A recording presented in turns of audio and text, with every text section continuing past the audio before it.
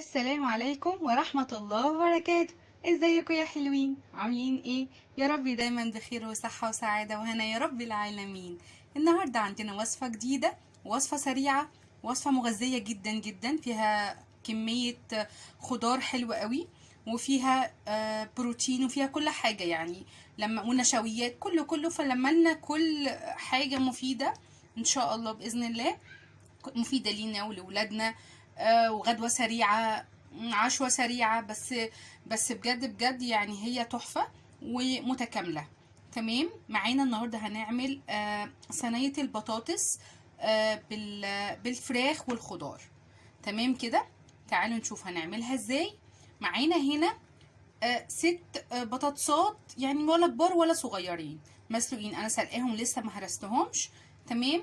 هنقول دلوقتي حاجات البطاطس ايه، وبعد كده نقول الخضار والحاجات اللي هتتحشي فيها ايه. تمام. هنقول الاول البطاطس. عندنا هنا 6 بطاطسات وسط مش كبار، وعندنا هنا البهار بتاعها ملح وكمون وكزبره وبابريكا، وعندنا معلقتين دقيق وبيضايه. تمام. ده للبطاطس هنهرسها دلوقتي ونحط فيها الحاجه دي. الحشوه بقى معانا ربع كيلو بانيه مقطعينه قطع، ولا صغيره ولا كبيره. ومعانا هنا الخضار طبعا، جزر مبشور وفلفل اخضر واحمر واصفر وبصل مبشور برضو، ومعلقه زبده. ومعانا هنا البهار، المفروض معانا جنزبيل للفراخ، طبعا جنزبيل، ومعانا بابريكا، ومعانا ملح، ومعانا فلفل اسود وسماق، ومعانا زعتر. تمام كده. نشوف الاول، نخلي الحشو على جنب ونشوف البطاطس ونشوف بعد كده هنعمل ايه. حلوين. ههرس البطاطس. تمام. ههرسها كويس. حلوين. انا هرستها كويس وحطيت ربع معلقه سمنه صغيره او زيت او زبده اللي انتوا حابينه، وهعملها مع البطاطس. حلوين. بعد ما عملت معانا كده كويس هنعمل ايه؟ هنحط البهارات. تمام. بعد كده حطينا البضايه وهنعملها برضو مع الخليط دوت كويس. حلوين. زي ما احنا شايفين كده هتلاقوه ثابت منكم شويه، مفيش مشكله. حطوا بقى معلقتين الدقيق واحده واحده عشان نربط الخليط اللي قدامنا. تمام. يعني انا هحط مثلا مقدار معلقه دلوقتي وهقلبه. بصوا يا حلوين، انا حطيت معلقه الدقيق، لقيت ان لسه سايبه. انا عايزه قوامها يمسك شويه علشان لما تتحط ونيجي نقطعها قطع تبقى كويسه. تمام. يعني تطلع معانا القطعه بقطعتها. فهحط المعلقه التانية بتاعه الدقيق. بصوا يا حلوين، حطيت المعلقه التانية واحتاجت ان انا احط شويه كمان، فحطيت. انا عايزه قوامها اقدر اتحكم فيه طبعا. بصوا هو كده حلو. تمام. يعني 3 معالق مثلا دقيق هيبقى حلوين قوي. لو الكميه كبيره، لو الكميه صغيره حطي معلقتين بس، وحسب كمان الخليط اللي قدامك. بصي ان هو يتفرد معاكي اهو. بصوا عامل ازاي ما شاء الله. بصوا. تمام كده. خلاص. حلوين. احنا حطينا دلوقتي الطاجن بتاعنا وهندهنه زيت. تمام كده في الجوانب وفي من تحت وكله كله ماشي. حلوين. حطيناه في الطاجن وهنفرده. بصوا يا حلوين، احنا حطيناها دلوقتي في الصينيه زي ما احنا شايفين. بصوا انا عملت لها ايه، طلعت من هنا كده بحيث ان هي تبقى من النص من هنا كده فاضيه. تمام. علشان لما احط الحشوه بتاعتنا تبقى مظبوطه. هسيبها شويه على جنب يا اما في التلاجة لغايه ما اخلص الحشوه وخلاص. بصوا يا حلوين، حطينا الزبده على النار. تمام. حلوين. البصله بتاعتنا اهي اتحطت. تمام. وطبعا خلاص قرب لونها يقارب زي ما انا عايزاه. انا مش عايزاها تغمق قوي. تمام كده. هحط الفراخ. انتوا عايزين تقطعوها اكبر من كده تمام مفيش مشكله، بس هو ده الحجم المناسب معايا. وكمان هيبقى محطوط جوه مع حشوه ومع حاجات، لازم كلهم يبقى حجمهم مناسب. تمام. هنحط بقى تتشوح بس تشويحه ونحط البهارات عليها. بصوا يا حلوين كده هحط البهارات. تمام. الفراخ معايا اتشوحت اهو يا حلوين. بصوا يا حلوين خلاص كده. بصوا عملت يعني لفت في بعضيها كده جميله اهي. تمام. هحط بقى الخضار بتاعي هنقلبه. مش عايزينه يدبل قوي، يعني يخش كده في مرحله ان هو خلاص ينزل ميته بس شويه. تمام. بصوا خلاص كده ما شاء الله. بصوا خضار بالفراخ بتاعتنا جميله اهو ما شاء الله. تمام. نقفل عليه النار.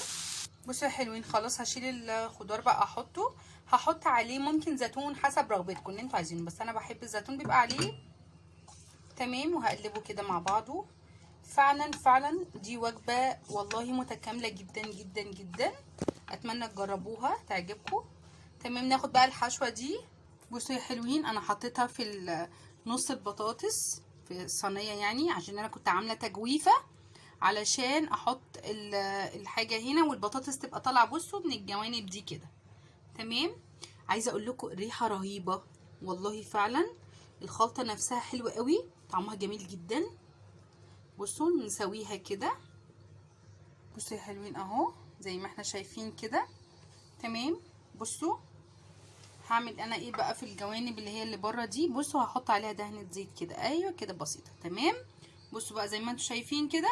وهاخدها احطها على الفرن، هحطها في الفرن على درجه حراره 200، وعلى حسب ما هتحمر معاكم تاخد وش كده. عايزين تحطوا على وشها فويل تمام، مش عايزين براحتكم برضو. دي حاجه ترجع لكم. وما تطلع هنحط لها برضو، ممكن نحط لها من على الوش جبنه شيدر، جبنه رومي، جبنه موتزاريلا، اي حاجه عندكم، ونشوفها بعد كده. تمام، بصوا يا حلوين، بصوا ما شاء الله عامله ازاي. وشها خلاص احمر وبقى شكلها حلو قوي. انا بقى في اللحظه دي هحط على وشها الموتزاريلا وهرشها على وشها عشان تطلع بقى مره واحده، ما تنشفش برضو قوي الخلطه بتاعتنا، ما تنشفش، وريحتها تحفه والله بجد. جربوها فعلا هتعجبكم ان شاء الله. هحط بقى الحاجه عليها الجبنه الموتزاريلا على الوش، ونطلعها بقى في الاخر ونشوفها. ايه رايكم يا حلوين؟ اهي طلعت معانا، انا بس سبتها شويه عشان تهدى بس من السخونيه. ايه رايكم؟ جميله. عايزه اقول لكم ريحتها تحفه والله فعلا. انا ما كانش عندي جبنه موتزاريلا كتير فحطيت اللي عندي بس. انت ما عندكيش خالص ما تحطيش، مش مشكله. عايزه تحطي جبنه رومي ميكس ما بين الرومي والشيدر موتزاريلا، اي حاجه اتصرفي. والخلطه براحتك برضو اللي انت حباه يعني. بس هي بصراحه الخلطه دي جباره، ريحه وطعم والله بجد فعلا. جربوها هتعجبكم جدا جدا جدا، انا واثقه من اللي بقوله والله فعلا. لان طعمها مميز كده، ويعني تحسوا ان هو ميكس ما بين كل حاجه، حاجات كتير، خضار كتير، وبجد بجد لا حلوه حلوه. ان شاء الله ان شاء الله تعجبكم باذن الله. وما تنسونيش بقى لو عجبتكم لايك وسبسكرايب وتفعيل الجرس. واتمنى ان انتوا تجربوها فعلا هتعجبكم، وبتنفع جنب اي حاجه يعني. ممكن في عزومه تبقى تتحط جنب الحاجه اللي هتعملوها مثلا.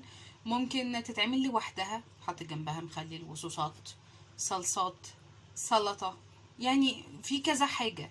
فاللي انتوا حابينه اعملوه. واتمنى لو عجبتكم بقى فعلا لايك وسبسكرايب وتفعيل الجرس عشان يوصلكم كل جديد مني. دمتم سالمين، والسلام عليكم ورحمة الله وبركاته.